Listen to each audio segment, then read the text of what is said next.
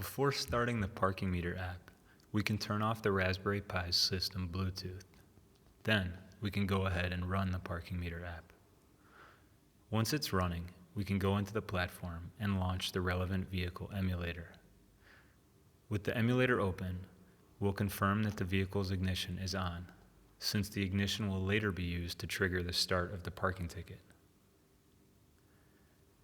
In the lower left corner, we can see a Bluetooth logo. When we click it, we can pair the Raspberry Pi. If it hasn't been authorized, you'll need to authorize it here.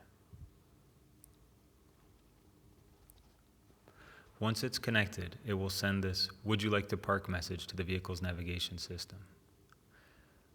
When we click yes, we can see in the logs the emulated vehicle intends to park.